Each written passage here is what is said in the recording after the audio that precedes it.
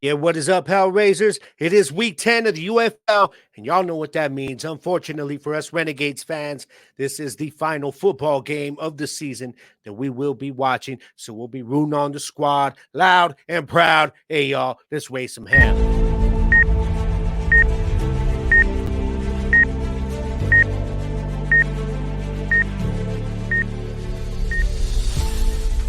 Come on!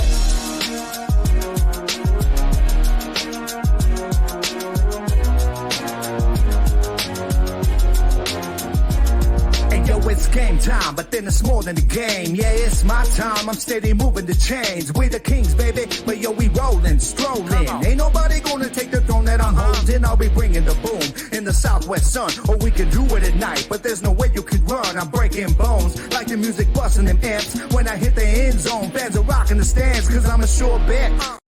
Yeah, what is up, all my Hellraisers out there? Welcome to Hellraisers Podcast, Episode 10, baby. I am your host, Gabriel Garcia.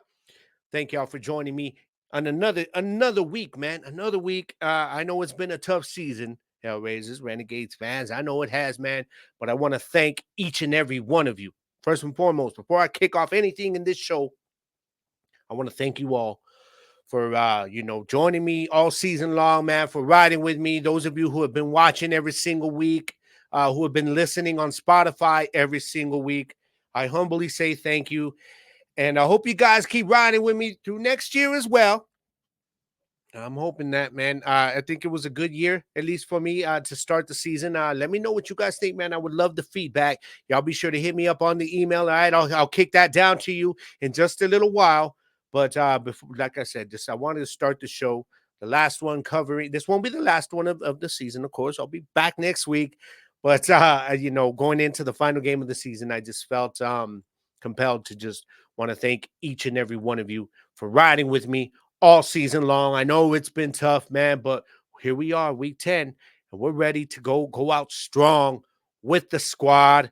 Yeah, man, and we're coming off a win. We're coming off a win, y'all, and so that's a good thing. And it was a win against an XFL rival, a win against a team that we had not gotten a win against. The St. Louis Battlehawks. And man, I'm telling y'all, I wanted this game so bad. I know AJ wasn't there. I get that.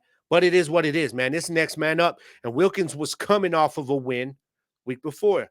Okay. In week 8. So we knew what we were up against. They still had playmakers, man. They still had the playmakers. Hakeem Butler, they still had the top pass defense in the league. Oh, and our boy did his thing, Luis Perez. I told y'all he wasn't going to have 2 bad weeks in a row. I know his stats weren't bad last week, but if you watch that game, he just didn't look right. He just didn't look right, man, but against the Brahmas. But he bounced back this week in my eyes, man. And, man, it was a good win. It was a good win for the squad, and now we've got an opportunity to close out the season with 3 wins on our last 4 games. I mean, what else can we ask for? That's possible right now. All right, we ain't going to the playoffs. All right, so I get it. It's time to just let that go. But hey, man, we got to look ahead to next season, and it's kind of weird next season because, like, the UFL contracts are strange. They're 1 year at a time right now. So I think after June, there's not going to be any more contracts. Like, nobody else under contract. So a lot of these players could be on different teams. Gonna be interesting, man. But we're gonna do an episode where we'll talk about this, and I'll put it out there on social media on the What Say You segment for the social media segment, and here in the next episode or 2, looking ahead in the next couple of weeks, and find out what you guys think on the players that we need to make sure that we get locked in for next year, and who we don't. All right, so yeah, that's what we got coming up here in the next couple of weeks.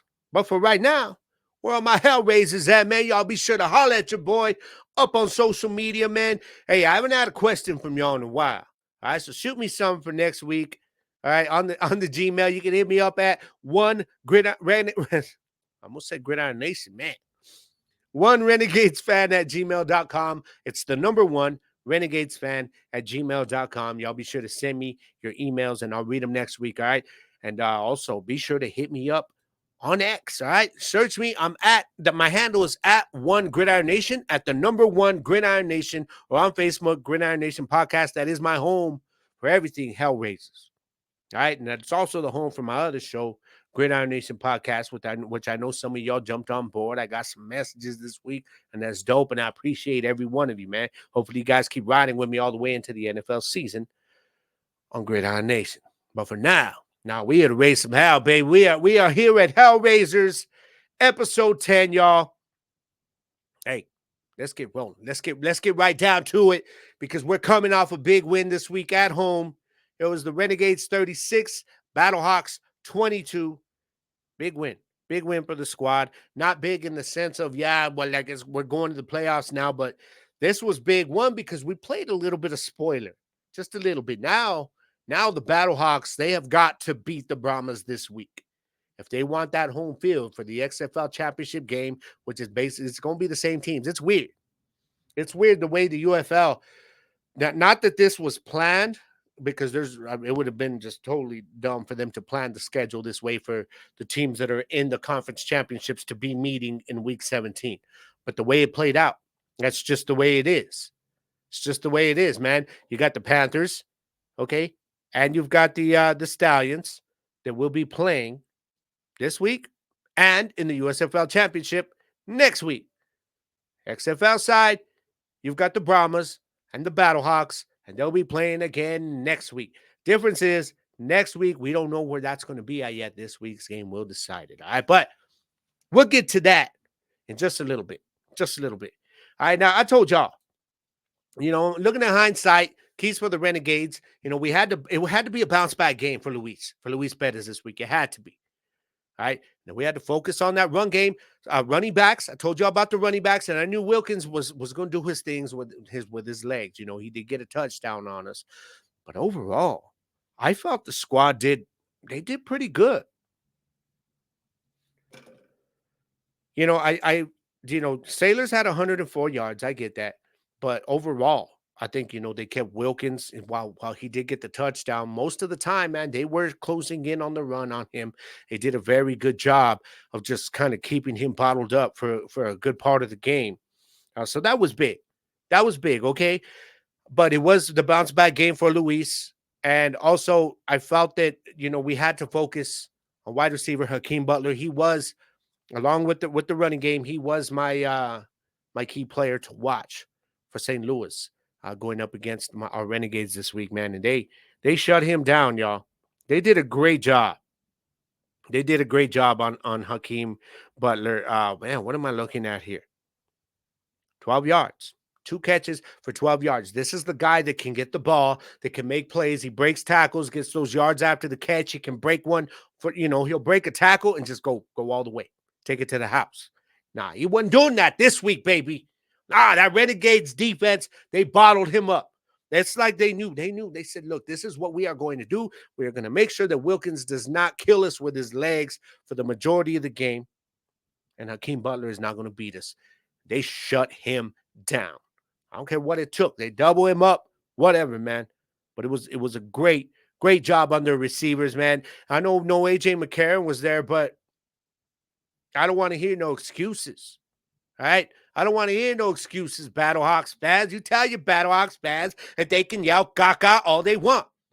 All right, because that's what we made Hakeem Butler look like, and I can finally brag a little bit about it, and I'm going to. I don't care. Yeah, we're done for the year. I'm gonna take my opportunities. You feel me? That's what I'm gonna do, man. But seriously though, all respect to our defense in this game. It was a good defensive game for us. Held the Battlehawks to 22 points, but offensively, y'all, this was a great game for us offensively. I mean, we're looking at everything. Let's first of all look at my boy. This dude looks surgical, right? He was getting it done, man. And I really feel like Luis Perez, he could very well get a call to an NFL camp this year. Some team that maybe needs a camp body, or they're looking for somebody who can maybe make the practice squad and maybe at some point compete for a backup spot. I think Luis Perez is very smart. His football IQ on the field, he would be a great addition to any NFL team. But for right now, man, this is our boy. This is our dude right here. This is our field general, and he got it done. We're out there. He's been getting it done all year, y'all. He's still leading the league in passing yards, and he's still leading the league in passing touchdowns. Okay, that's been the majority of this season. So I put it out there on Twitter this week. Actually, somebody had him like down in third in their quarterback rankings. And I'm like, man, the disrespect. I will not stand the disrespect of my boy Luis Perez, who's been doing his job all season. Stop disrespecting my dude in your little quarterback rankings. I don't care if Adrian Martinez is leading the league in rushing yards. Luis Perez is doing what a quarterback should do in leading the league in what? Passing yards. What do quarterbacks mostly do? Oh, yeah, they get passing yards. Who's leading the league in passing? Yeah, I'll say it again. Luis Perez, stop disrespecting my boy. That felt good. That felt good, man. But hey, you know what I'm saying? This is my dude right here, man. And another 3 touchdowns. And of course, as much as I would love to give him, okay, the Hellraiser of the game, I will always spotlight him, whether it's a good game or a bad game, every single week. Even next season, it's going to be the same thing like that. All right. So he's going to get his own little shine on this show. Whoever our quarterback is, will always will. Okay, good or bad. But I got to give him a Hellraiser of the week. And this is usually to either a defensive player that really shines or another offensive skill player that gets it done. And back-to-back weeks, man, I got to give it to my dude again. Tight end, Sal Cannella, the Hellraiser of the game. 5 catches for 70 yards and 1 touchdown. And y'all saw that little trick play that they did. What did they? I don't remember what they called it. It was from Bob Stoops, Oklahoma days. It was that little kind of double reverse thing, and they pitch it back to Luis, and he just hit Cannella downfield, man, wide open, and Cannella was in a foot race, got to the end zone. Yeah, my dude had himself a day, and again, I think he will be back in an NFL camp this year. Cannella will. The crazy thing about the NFL is you don't have a lot of spots on the roster for a tight end. All right, so he's as good as he is, and I think he belongs in an NFL roster somewhere. Some of these teams are just so deep at tight end in the NFL. He's been there with the Packers. He's getting calls to camp every year. And I think he'll get another one this year, especially after the seasons he's had. He is leading the league in touchdown receptions.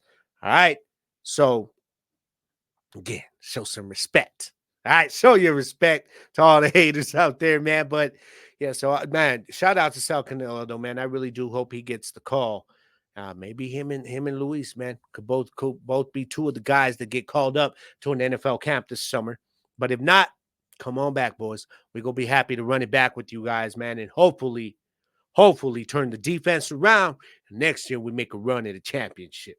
All right, but these guys could definitely lead a squad that can help us make a run next year. But for right now, it was another great game, and I'm not going to hate on the fact that right now our defense is what it is. It's still, J.A. still doing this thing. I'm not going to do that this episode because our boys are trying to finish out strong, man. We won 2 of the last 3. What can I say?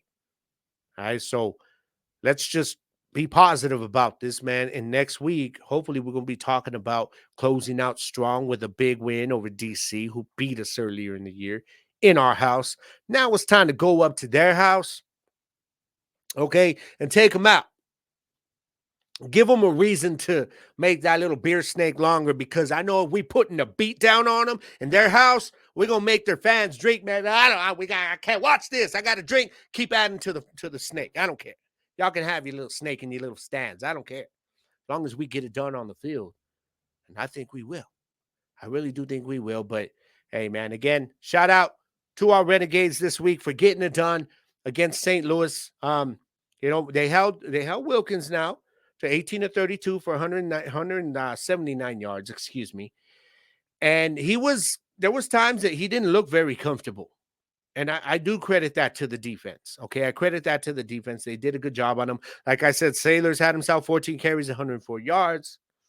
He did have a 38-yarder, but it wasn't enough for them to get the win. That's what I care about. All right, their leading receiver had 5 catches, was Darius Shepard for 47 yards. So I'm okay with that. I'm okay with this. As far as our Renegades go, though, Our leading rusher was Darrington, 8 attempts for 41 yards. All right. Davion Smith still had 4 yards of carry, man. He had 10 attempts at 40 yards. He still ran hard. Man. So I'm cool with that. Now, we did get a Holton Aylor sighting. Unfortunately, it was for one play, and it was another RPO. They just do not want to let our backup quarterbacks throw the ball, man. And it was for -1. He lost 1 yard on it, and we never saw him again the rest of the game. I think we may see him more this week. It all depends, though, how close that game is. I think the squad, Bob Stoops and his boys, they really, really want to go out with a win right now. You know what I mean? Something positive. So we'll see, though, man. Sal Cannell, like I said, he led the squad in receptions, but I got to give it up to Luis Perez in this sense that the dude threw to 8 different receivers. 8 different receivers. Much respect. Much respect. Defensively, we had our leading tackler was Carter with 5. Payne had 4. We did not, unfortunately, get any sacks. All right. But that's okay. We almost got there a few times, man. But Wilkins was just, he's elusive. He's elusive. Man, we almost had him a couple times, and he made some plays, man, with those legs at times when he broke down. But luckily, for the most of the game, we were able to bottle him up, keep him contained, and at the end of the day, man, hey, it was a 2-score win for the squad. So Hellraisers, stand up, show your love for the squad, man. This was a good one, all right? Now, I'm about to head out to a break for those of you watching on Fuel, by the way.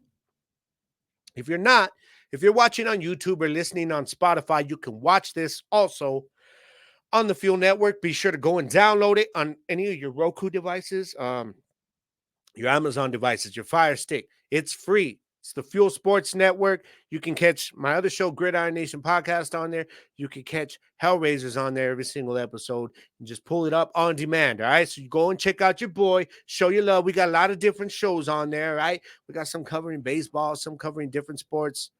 Whatever it is, man, we got it there for you, all right? So y'all be sure to check me out on Fuel. And for those of you watching on Fuel right now, hey, I got to pay the bills a little bit, man. So y'all don't go nowhere, man. Don't go nowhere, all right? Because I'm coming back because we got to talk about the rest of the UFL and what went down. And also, later on in the episode, we'll be talking about Week 10 and what we got coming up against DC, all right? This is Hellraisers Podcast, y'all. I am Gabriel Garcia. Do not go nowhere.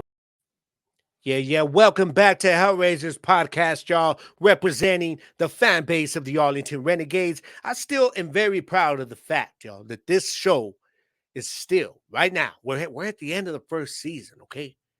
This is still the only podcast out there, the only show of its kind that you can find that is dedicated solely to covering the Arlington Renegades and no other team, no other sport, no other league, only the Renegades. I'm very proud of that, and I couldn't do it without each and every one of you supporting the show every single week, man. So much respect to all of y'all, and thank you for that again. But yeah, man, so let's keep rolling on, guys.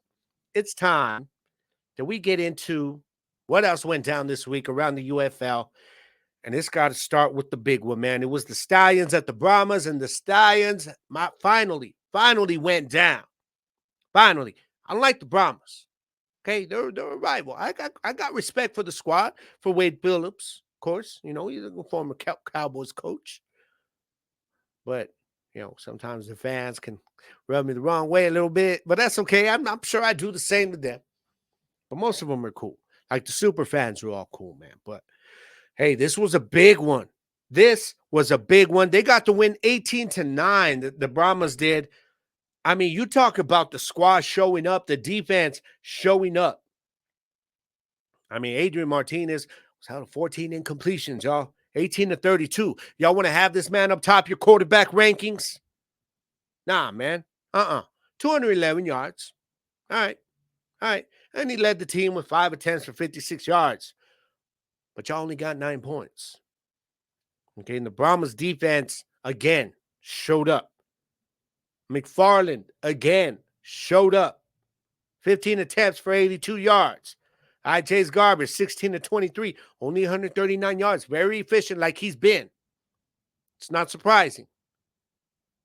But that's all you need when you play defense and you can run the ball like this. That is all you need, man, For real. Yeah, Kirkland with 4 catches for 66 yards.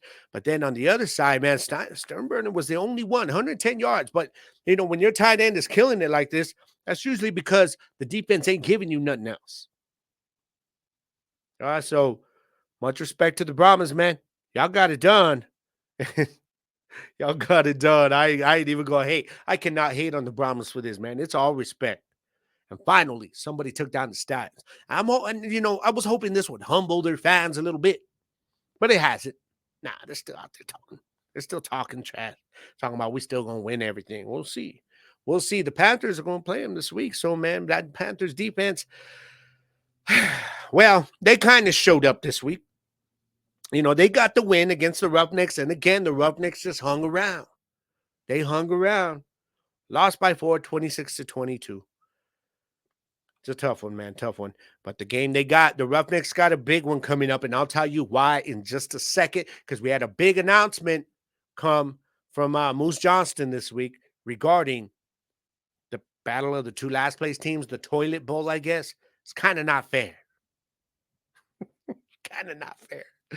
All right, so the Defenders at the Showboats, man, and DC got it done. I thought the Showboats would show up and play with some pride. I really did. I picked them last week because I was like, it was more out of pity. Come on, y'all, just show up and play with some pride. Man, Showboats. I don't even know what to say. I don't. It's been a tough year for y'all. It's been tough for us. It's been more heartbreaking for us Renegades fans, because of how the close losses we've had in the last minute, last 30 seconds. Which those games had stayed, if our defense could have held, or our special teams or whatever, we'd probably be playing for the playoff spot right now, but we're not. But anyways, Showboats, y'all got issues, man. I feel sorry for their fans. I really do. But I wonder if they'll be there next year. Joe Johnson came out and said that he does not anticipate right now, at least, any teams changing location. But come on, y'all. Do y'all really believe everything that's being put out there about, like, oh, next season, oh, we're going to do this, we're doing that? Now, I know that Fox is already locking in Friday nights next year. I don't know if that's a good idea. I know all of y'all are all about it. But a lot of these people I'm saying are like, oh, this is a good thing. Or same people that I've seen in other NFL groups that are like, they should never play football Friday nights, man. This is stupid. Friday nights for high school football. I know that's in the fall, but I'm just saying, save the energy, keep it, and use it for the same situation on a different league. That's all I'm saying. I don't know if I want football on Friday nights, man. Got things going on. You know what I mean? On Friday nights. So, I don't know. I know most of you guys are cool with it. I just don't see it. I don't think they're going to get the ratings. SmackDown is moving to moving. They're moving nights. They're moving to another channel. They're going to pull their ratings with them, man. Everybody's going to be watching SmackDown. They're not going to be watching the UFL. I'm just saying.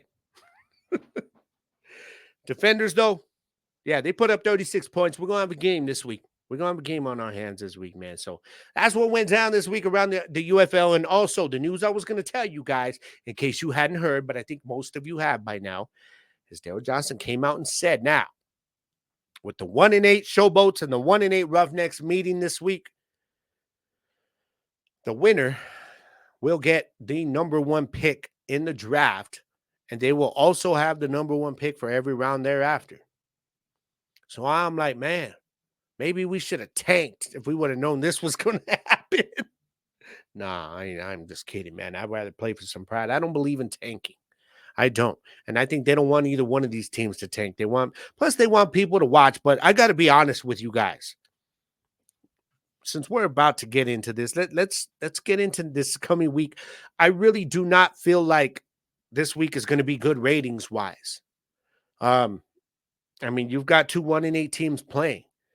I mean, fans of the UFL, us hardcores, are going to watch it to support it, especially for what they're playing for. But the casual, they're like, what's their record? Nah, change it. Change the channel, man. Change it. Put on something else. You know what I mean? That's the way they're going to see this game. The Panthers and the Stallions game is pretty much pointless this week. I mean, if the Stallions want to, they can rest some people. I don't know if they will. I think they want to go in strong into next week's game. But I don't know. I still think the Stallions are going to win that game. As far as the defenders and showboats playing for the number one pick, I mean, excuse me, not the defenders. Sorry, the Roughnecks and the showboats. I'm going to go with the Roughnecks in this game. I got the Roughnecks winning this game. I think they'll get that top pick, and they need it, man. Them showboats probably need it more, but I don't know if they got enough to win, man. I don't know. But the Panthers and the Stallions, I am going to pick the Stallions. Yeah, I'm going with the Stallions to win this game. And then, of course, we've got the Brahmas and the Battlehawks. And this one right here is important. It's in St. Louis, so expect 30,000 plus, okay, at the Dome in America Center.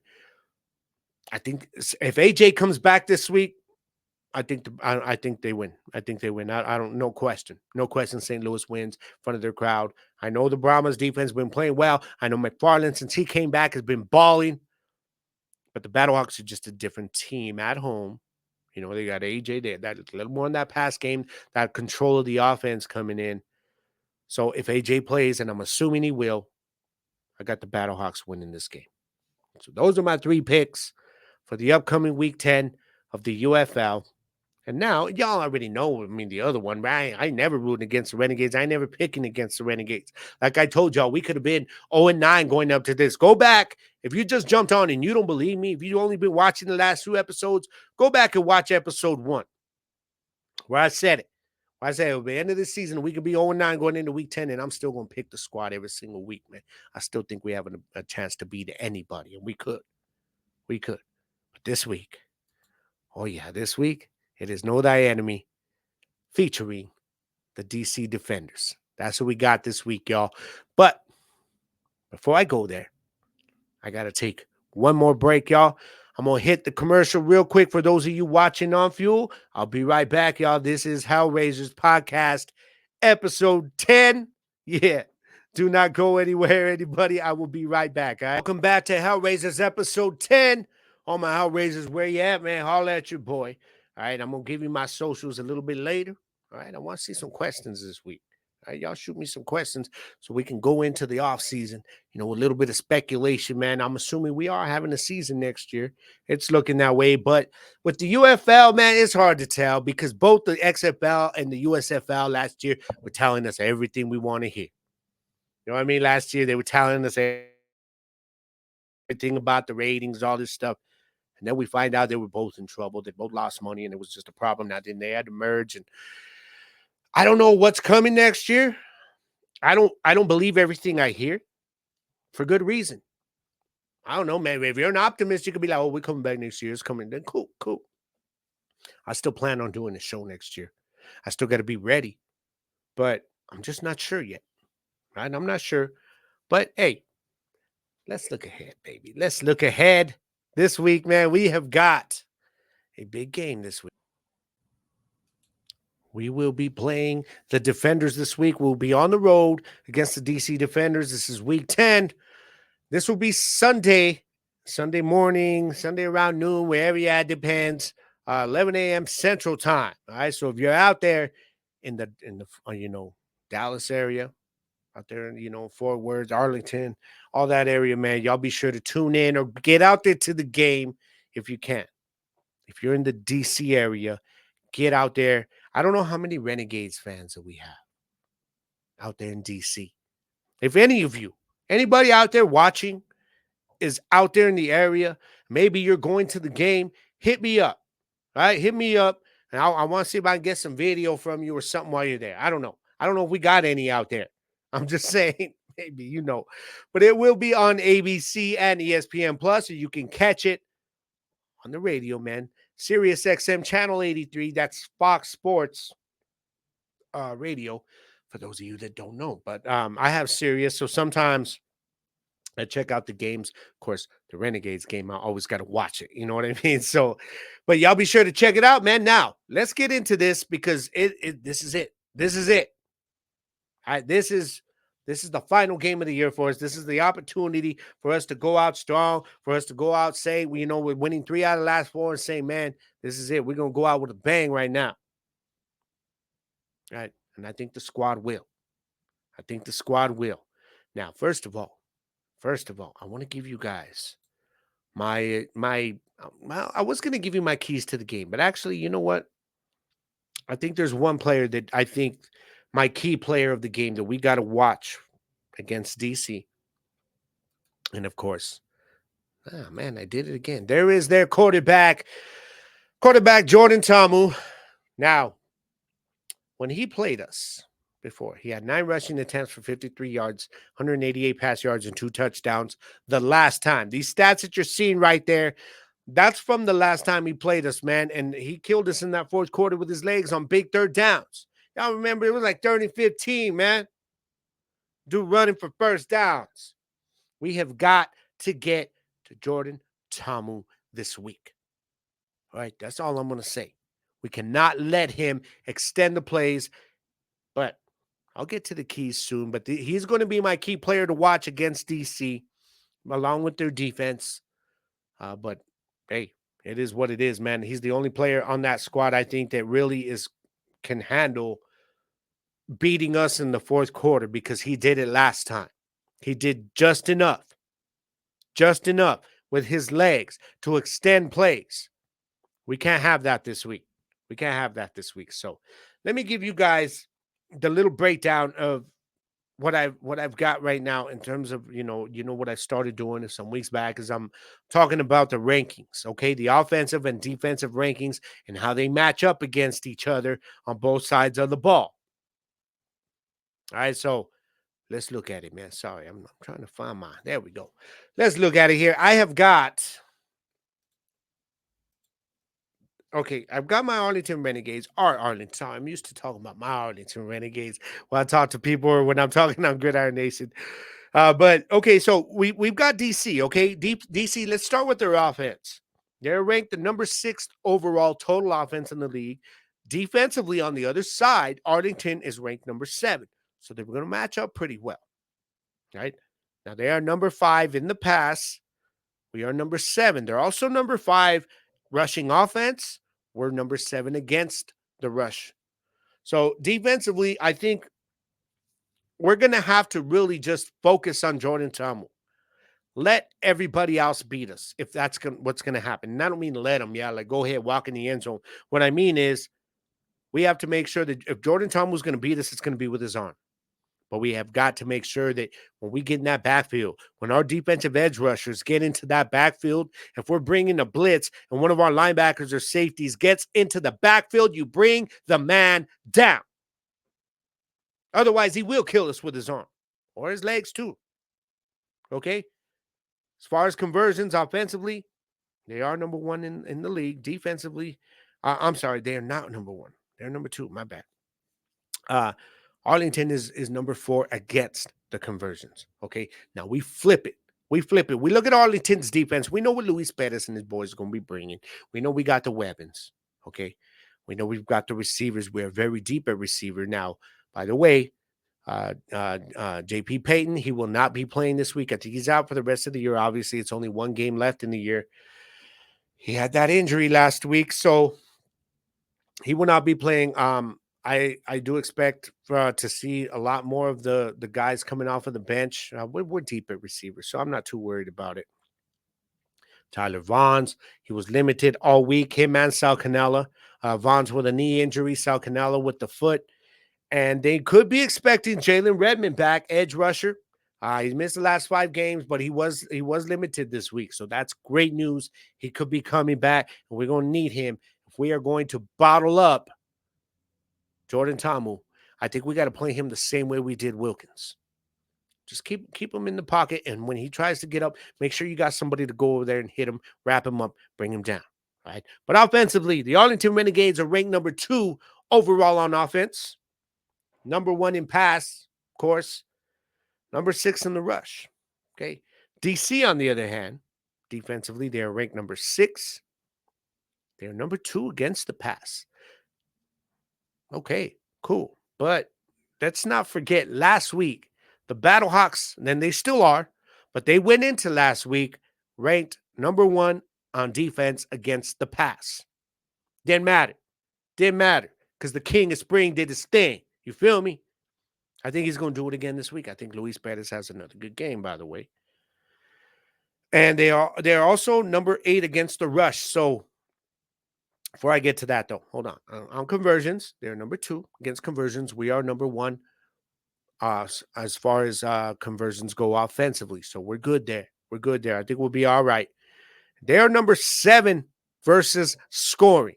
Defensively, they give up points, man. That's good news because offensively, we're number 3 in the league overall in scoring. So that's good news. That's good news. But I was talking about the rush. So they now have the worst rushing defense in the league.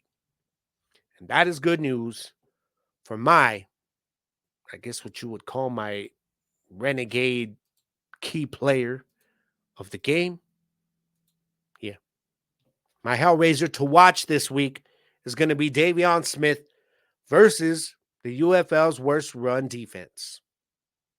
I think Davion Smith could have himself a game. Now we could see Dean Darrington getting another decent workload, but we'll see. But if Davion Smith gets going, man, he gets that engine going with those legs by second quarter, yeah, he could start running through people. And I think he's got an opportunity to do that. So he is my Hellraiser to watch this week. All right, y'all. So that's what I got in terms of the breakdown. I think it totally stacks up in Arlington's favor in terms of the stats and the rankings. I think offensively, we're going to be able to move the ball downfield. I like Sal Canella to have another big game. I like Taylor Vaughns to catch at least 1 touchdown in this game. All right, I'm going to call that. Lock it in. All right. So what y'all think, man? Y'all be sure to hit me up and let me know what you guys think of this game coming up, man. It's going to be big. It's going to be big because we have got to go out with a win. We got to root on the squad from your couch, from wherever you're at. If you're in D.C., root for the squad there. Like I said, I don't know if we got any Arlington fans out there, but I hope so. I hope so. Y'all be sure to hit me up, man. You can find me on Instagram, GGarcia_gridiron. All right. And also, you can find me on TikTok at Gridiron Nation Podcast, on YouTube, Gridiron Nation Podcast. But this show, actually, there's a little logo right there. You see it right there? No, I'm not talking about this thing. I'm talking about that one right there. Let me take myself off really quick. All right, so that's United Football Media, okay? And they have been carrying my show on their network, on YouTube, on their channel all season long. And it's nothing but respect to all the guys, man. They're up on the Discord. They're always going at it. I read it, guys. I know I don't participate all the time, guys, but I'm reading your stuff, man. And if something catches my interest, you get something from me. But much respect to all the guys that host their shows over at United Football Media. If you guys have not watched my show on there yet, Hellraisers, go on to YouTube. Everybody got YouTube, so don't be acting like it's all hard. No, I don't want to go on YouTube. Everybody got YouTube. All you got to do is look it up in the search bar, United Football Media. All right, that's the logo you're going to see. And then, you can find all the shows for every single team on there.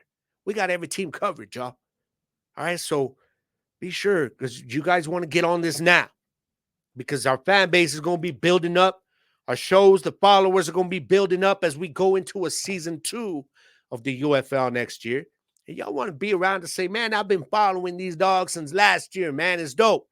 We want you guys to follow the shows, support the shows, interact with the shows, and for those that give you an opportunity, like me with the email, and just show your love, man, because every one of these guys is bringing quality content, covering the teams.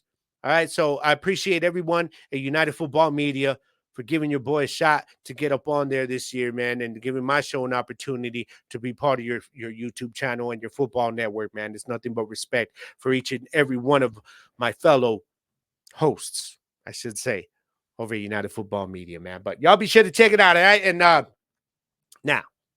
what was I getting to?